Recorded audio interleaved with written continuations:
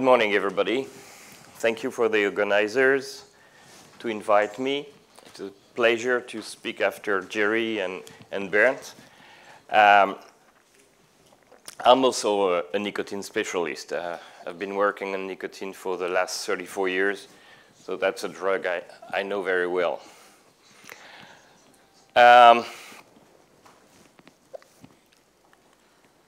Smoking is not a disease. That's the big mistake. Smoking is a behavior.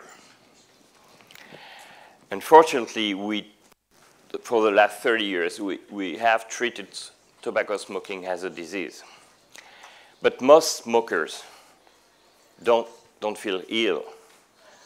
And they don't want to go through a health system to quit smoking. They quit on their own. Most smokers quit on their own with no help. And when they try NRTs or anything, they usually fail. With NRT, actually, you can quit smoking, but you have to use the right dose you have to use the right dose and for long enough to quit smoking. And then vaping came.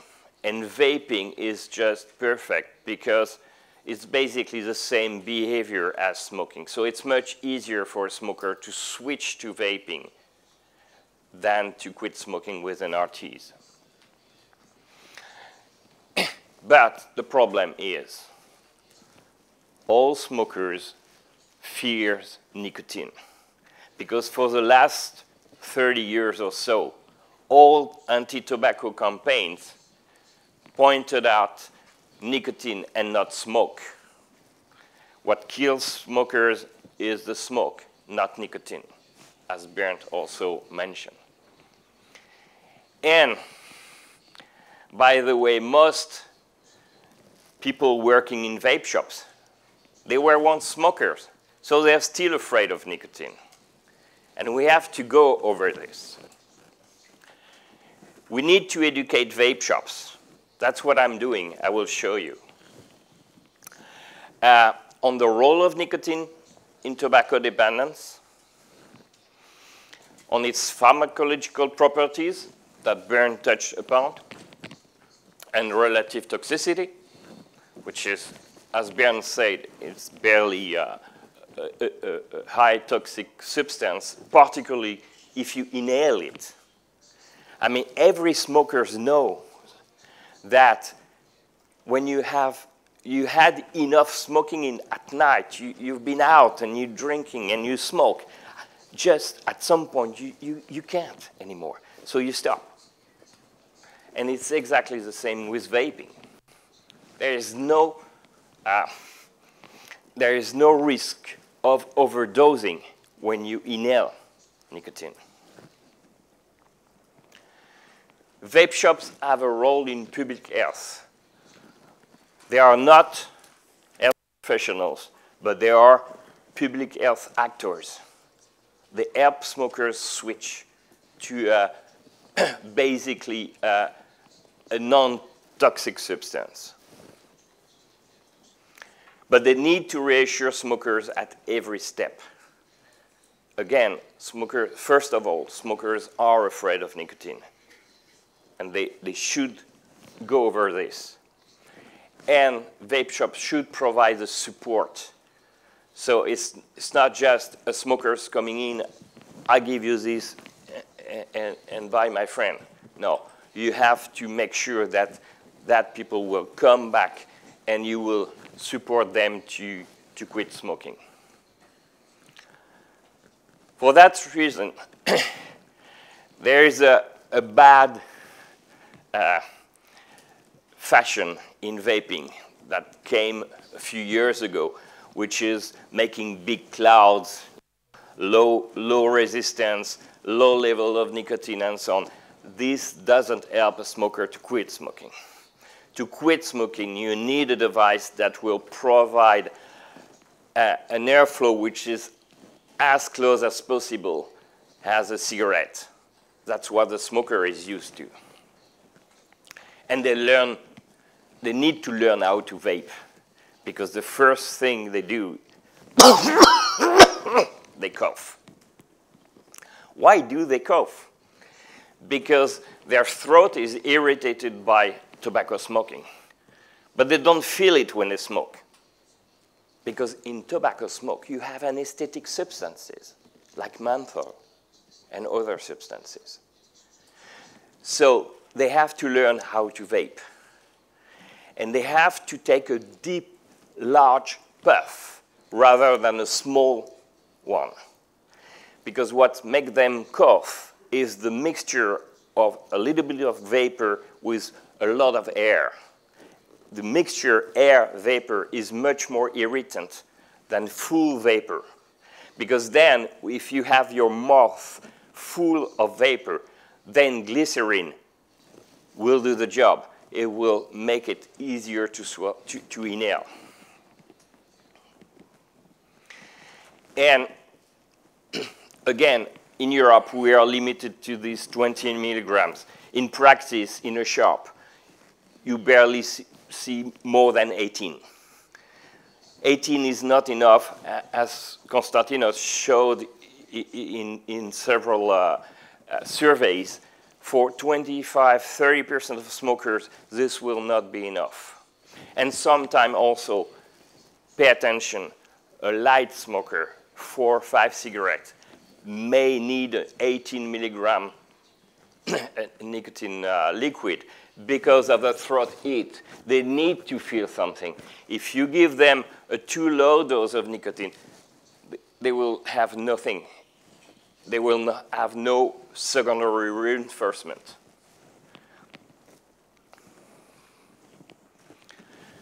So as I said, there's no risk of overdosing by inhalation. It doesn't exist. And all smokers know that. They need to learn how to vape.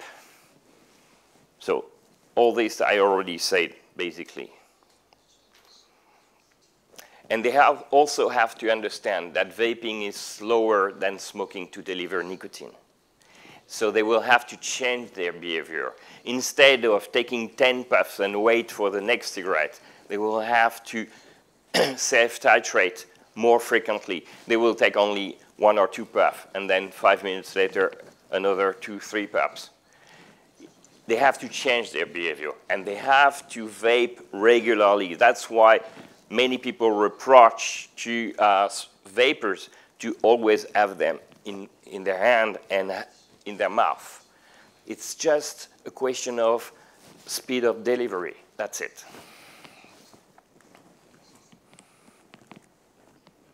Of course, we can recommend vaping to pregnant women, and thanks to the UK for providing this review that was translated in French by Jean-François Etter, and I'm using it a lot, and I'm giving it to all the vape shops I'm training so they can reassure pregnant women. As long as a woman is still smoking, a pregnant woman is still smoking, there is no reason for not providing her with vaping. Very often in vape shops, we saw pregnant women coming in, and some gynecologists are just killers. They tell them, oh, that's bad, you should not use that. If you need, you smoke 4 or 5 cigarettes a day. That's criminal. Because a pregnant woman metabolizes nicotine twice as fast as a non-pregnant woman. So actually, even with NRTs, we should use higher nicotine dose in pregnant women than we use in a non-pregnant woman. So they have to vape at high level enough so they don't feel the need to smoke.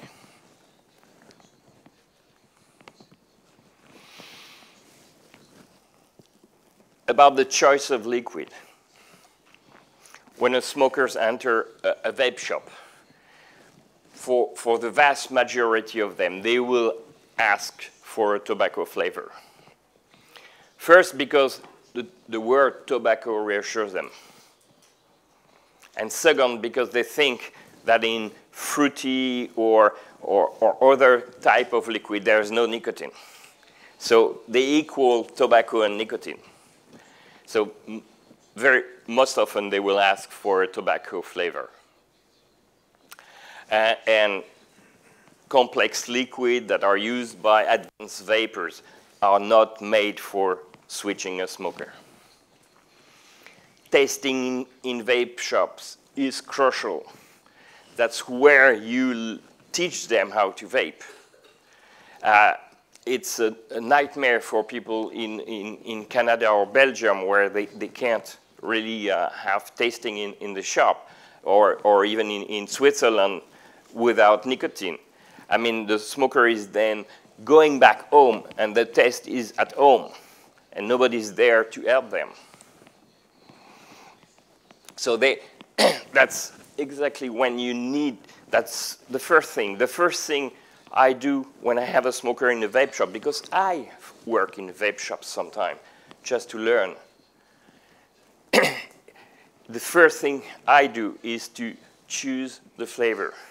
And I learn to associate certain flavors, certain tobacco flavors, with the type of cigarette they smoke. For example, if people smoke roll-your-own cigarettes, then I will use a dark tobacco flavor because it's less sweet than a blonde tobacco flavor, and it works much better in smokers of roll-your-own cigarettes.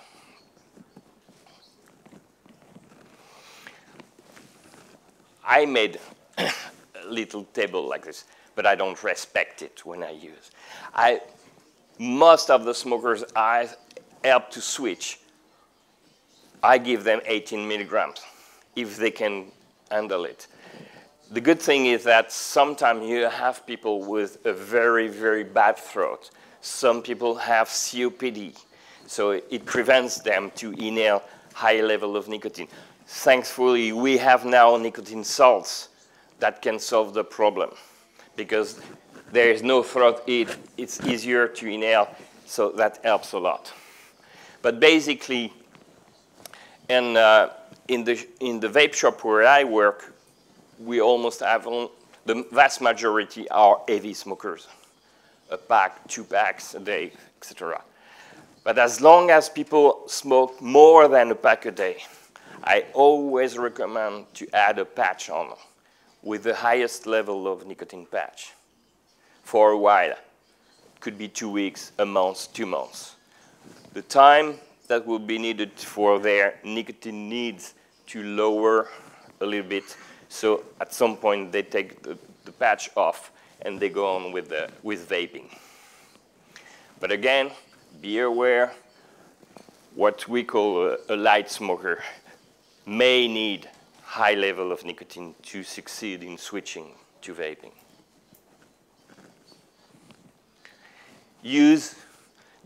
Don't try to sell, these big gears with 200 watts power and so on. That's useless for a smoker.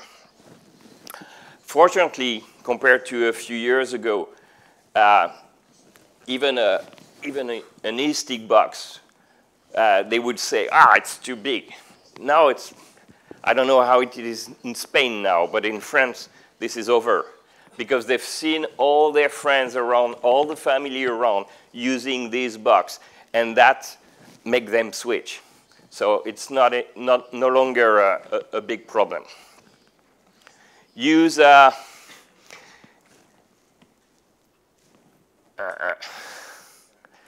got it.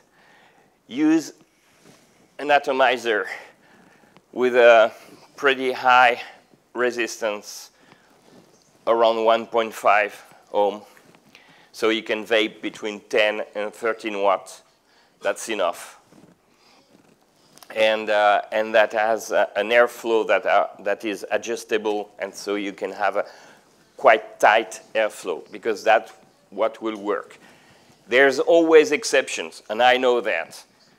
You might have people who, because they smoke roll your own cigarettes, do direct lung inhalation already, or people who use shisha. They are already doing lung inhalation. So in that case, you can go for a bigger airflow and so on because they're used to it. But for most smokers, use a tight airflow. That's the list of shops in France and Belgium and Switzerland that I have trained. And I have plenty of demand, and also now in France, I have health professionals demanding for trainings. In France, I'm really lucky because we have a system that basically the training I provide costs nothing to the vape shop. I'm indirectly paid by the government because there is a fund in France. Every employer must pay a fee every year to this fund, but in return, they are allowed to have free training for their staff. Could be on computer, could be on statistics, could be on whatever you like, but it could be also on training for vape shops. So it doesn't cost them anything. And I am now improving this. This is just a one-day training, but I will provide, starting next year, a 3-day program that will give a recognized qualification at the national level. So we will professionalize the profession. Vape shops, people working in vape shops, will be considered as qualified people. So fortunately, this is a system in France. I hope we can develop it globally. It will be probably more difficult because the systems are different, but that's something that I think is really needed. And that's it. I'm open to questions.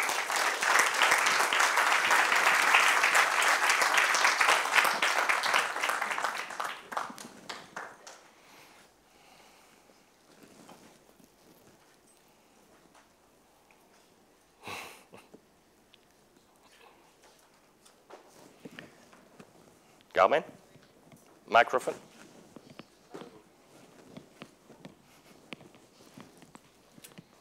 Ah. Battery problem.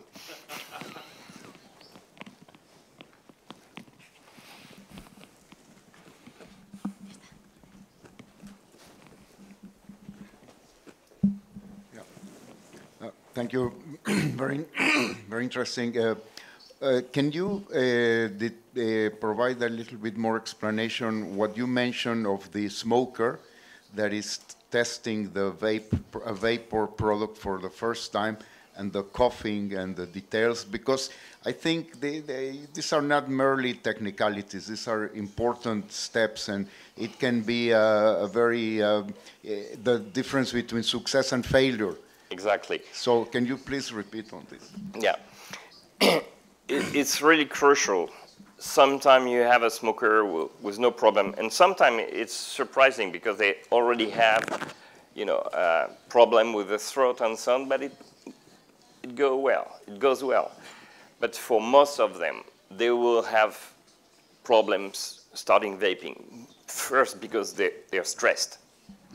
So they may be also already contracting their throat, and they take a small puff. And the mixture of a little bit of vapor with a lot of air is much more irritating than a full mouth of vapor. Because in a full mouth of vapor, first, you will have the right dose of nicotine, and second, you will have glycerin that will make it smoother to inhale. So they have to learn that. That's crucial, and this is field work. A comment. There are two problems with vape shops. First is that they think they know everything and they barely know anything. The second is that most of the vape shop employees have been smoke-free for a long time. And because of this, they forgot their initial experience when they made the switch. So when a smoker comes, they treat him like a long-term vapor because they have been long-term vapors, and they pass to the smoker their experience, but they are long-term established vapors, and it's very different from the period when you make the transition from smoking to vaping. And of course, Jacques cannot cover all the things that a vape shop employee needs to know in order to advise smoker. He's absolutely right, and you can try it yourself with any smoker. If you give a smoker an e-cigarette with a lot of airflow, they will take a puff in the same way that they smoke. They will take a lot of air but little aerosol, and this paradoxically creates cough.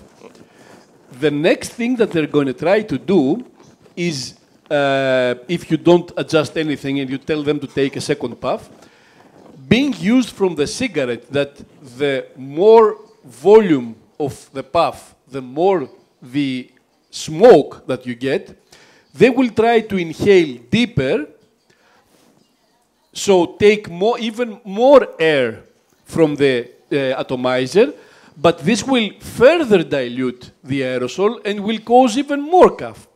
Because the e-cigarettes don't work like cigarettes. With the e-cigarettes, the only way of producing more aerosol is to increase the puff duration, not to increase the depth of inhalation or take a more a puff with more air flow.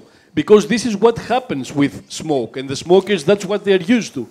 You take a deeper puff, and you get more smoke with a cigarette. But that's very different from the e-cigarette. When I teach a smoker how to vape, I do this.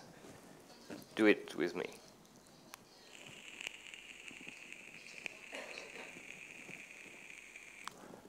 It must be 3 seconds. So you have a full mouth of vapor. And don't force the inhalation. You don't need more flow, more volume. You need more duration. Or you need to increase the power. There are two things that you can do, but not the volume. With the cigarettes, there is no effect of increasing the duration of the puff unless you increase the flow. There is no power, of course, to adjust. You can't light the cigarette more intensively or have more temperature. So these people are used to a pattern of use where the volume dictates the amount of smoke. And with e-cigarette, the volume plays no role at all, or even worsens things. So when I did, in 2013, the first PK study, a pharmacokinetic study of nicotine, and we asked smokers who have never tried any cigarette to come and use any cigarette, this is exactly what I was witnessing. They started with a very short puff, because smokers usually take short puffs, and there was no aerosol coming out. So the second attempt was the same duration, so a short duration, a deeper, more intense inhalation, even worse experience. So unless you tell them, I mean, they will find it by themselves, but it's going to take time. But once you tell them from the beginning that this is how you do it, or show them as Jacques presented here, they will very easily get used to it. But if they try it at home, it's going to be very hard for them to adjust.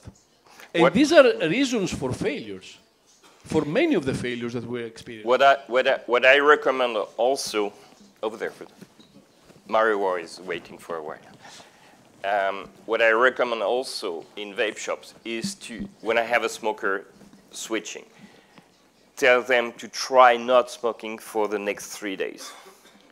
Vape as much as you can. Try not smoking. If there are cigarettes, the first one in the morning, or 2 or 3 at the end of the day, it's because you don't have enough nicotine. So that's a justification to add a patch, for example. But you have to ask them to come back 3, 4 days later. So you will, I mean, it's a good relationship for a shop with the client, but it's also a great support for the smoker to switch. But they have to switch as fast as possible. Don't let them stay for very long as a dual user. Most dual user I have known in the end, went back to smoking. They have to switch as fast as possible. And usually, if they are correctly dosed, if they learn correctly how to vape, it's just going smooth. And they come back three days later, haven't had a cigarette. That's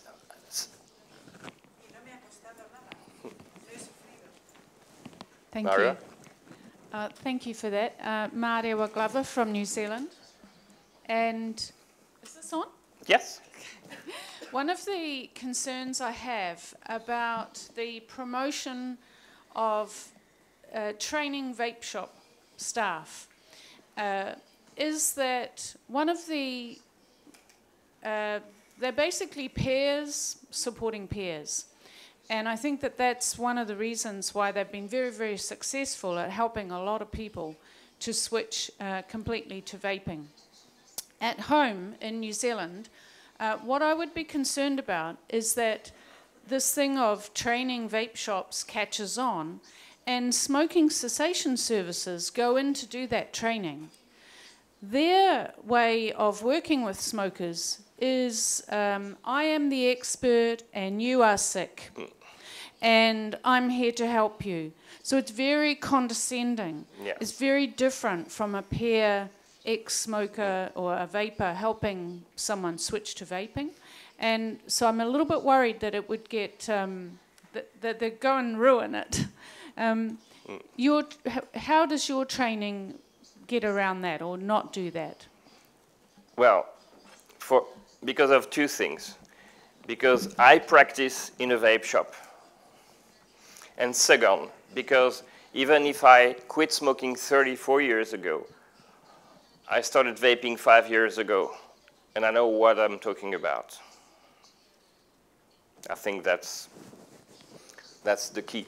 And I've been training smoking cessation specialists on nicotine, pharmacology, nicotine, and so on for many, many years. But basically, I'm using the same, except that I'm focused on pharmacology, not on behavior changing or whatever. I'm focused on nicotine. Nicotine is pleasure. That's the first time in the tobacco history that smokers can quit with pleasure. And that's the key. All right.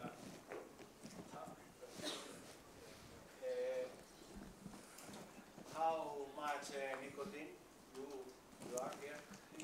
12. Oh, here it's nicotine salt, it's 20. 20? Yeah. 5 years, I 6. Hello, Jacques. First, let me state to everybody that we are so lucky to have you in France because they've been reading your work for quite some time now, and I've been trying to implement your advices into my own shop. But one of the biggest obstacles that I've encountered while switching smokers to vaping and advising them to take 16, 18, 20 milligrams of nicotine is like the throat hit was too hard. Like it was really too hard. They couldn't take it. So I had to switch them to a lower rate of nicotine-based liquid. But during the summertime, I've been trying new stuff, like advising them to take nic salt instead, because the throat heat is way lower because of pH, like it's more acidic. So, and I've been, that's my understanding. Let me say that once again, I'm not a scientist, so I might be wrong. Like since the pH is lower, it goes deeper in the lungs, and the bioavailability, so-called, it's not bioavailability, but like it's the same. Yeah, it's the same because it becomes free-base nicotine. Yeah. Yeah. Like what I want to say that's I've been switching them to nic salt and with pod system. I have reviewed like over 20 pod systems, which are very practical because they are small and they can always have it on them, and they could vape with 20 milligrams of nic salt. But I wanted to know about the safety-wise nic salt versus free-base nicotine. That's nicotine. And I've been reading some controversy stuff about the benzoic acid, and I've been then reading your work, Mr. Forsalinos, about that benzene does not exist in vaping.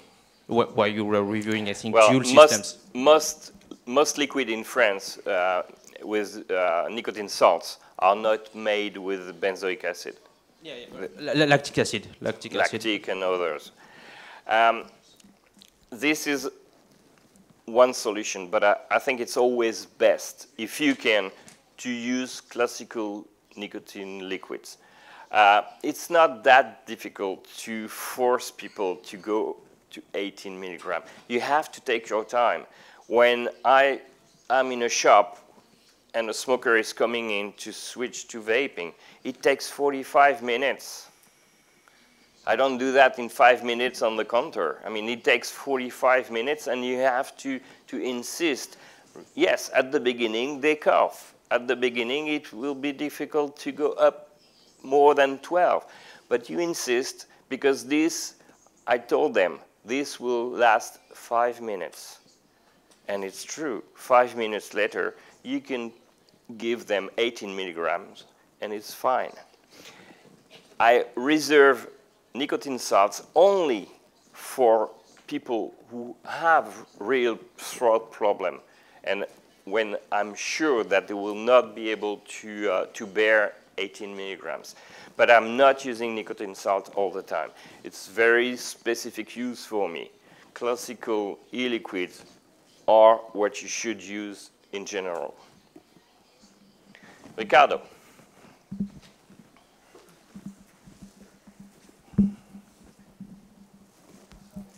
Your approach to vaping adoption is very interesting. However, I was wondering, instead of classifying or subclassifying your population by looking at the number of cigarette smokes per day, why don't you consider their own brand? Because this is so very much important in my experience. We've seen people smoking not many cigarettes, but being on a very low-level brand, you know, Kent Light, for example, no. Whether with Marlboro Red is a completely different story. Second question, it relates to the patch use in your very high users. I think it's interesting also because it brings the vaping world closer to pharma world. So there's also some politics there going on. But the question really is, for this particular subgroup, what you're trying to achieve is what? Making them achieving a better coping with craving, because this has nothing to do with adoption, or has it? First of all, I don't base my behavior only on the number of cigarettes. The number of cigarettes, we know it's a very rough measure. That's why it happens to me to have a light smoker, 4 or 5 cigarettes, that I will put on 18 milligrams anyway. The first thing I ask them is number of cigarettes and what type and what brand of cigarette. Because I have now the use of the liquids I'm using for starters, and I know if they smoke Marlboro, I will take the blonde tobacco that I have on hand. If they find it a bit too sweet, there is another one which is a mixture of brown tobacco and blonde tobacco. If it's a smoker of Camel, I have another one. And usually that's the first one that I choose, they will go with. But I always have them test 3 or 4 so they have a relative comparison. And your second question is about the patch. It was about the rationale of, because your talk was... I got it. The cut of your talk was about tolerability. Yeah. Then I got a bit confused. There is no, the first thing also I say to smokers, there is no light cigarette. Doesn't exist, never existed. A smoker will take 1 to 3 milligrams of any cigarette. And so there's no question of, the only difference, I would say, with a light cigarette is just that it's smoother to inhale. That's it. But they will take the nicotine they need. So I know that if they smoke more than a pack a day, they will not have enough with 18 milligrams. I'm sure of that. That's why I have the patch, because then the more nicotine will be on board, and they will still learn how to vape. So it's just a question. And that's why even a light smoker, 4 or 5 cigarettes, but imagine on the 4 and 5 cigarettes, maybe they are not a regular light smoker. They were smokers, and they control their consumption. They take 3 milligrams per cigarette. And someone who smoked 15 cigarettes but take only 1 milligram per cigarette, they will have the same nicotine needs.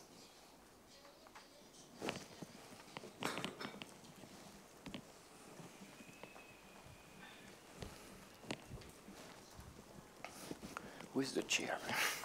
You're the chair. She's the chair. Hola, yo tengo una pregunta. Yo no soy. Hello, I have a question. I will need a translation, Carmen. I will need a translation. I need the headsets. Yo no soy experto, yo lo que sé, lo sé por experiencia. I am not an expert. What I know it from my own experience. But when you place the levels of nicotine for a person who smokes 4 or 5 cigarettes, 6 milligrams of nicotine, for people who smoke 1 or 2 packs, 12 milligrams, well, this depends a lot from the device that is being used, from the vaporizer that is being used. I understand pretty well. To understand him, Yeah. you need a No, I understand pretty well. Oh, how am I? Do kind of thing. Basically he's saying that what you have Yeah. said about the nicotine for a person who is Yeah, and that's on the material and the power and so on. This is true only for vapors that have been vaping for a while. But for somebody who starts, you cannot adjust the need of nicotine by power. You have to use something very simple that will be like between 10 and 13 watts, a 1.5 ohm resistance, and that will do the job. But that's the nicotine content. If you go to a more advanced system, it will be obviously with a bigger airflow. So you will dilute nicotine, you will take bigger puff and so on, but a smoker cannot do that. This is only when you are used to vape that you can then go on. That's what Konstantinos said, that most vapors just forget where they are coming from. They forget with what they started. I mean, if you're a vapor for some years, you probably started with an ego-type cigarette and so on. That was exactly the same as the material I will use now, but it's more advanced. But basically, it's the same condition. Sí, pero perdone.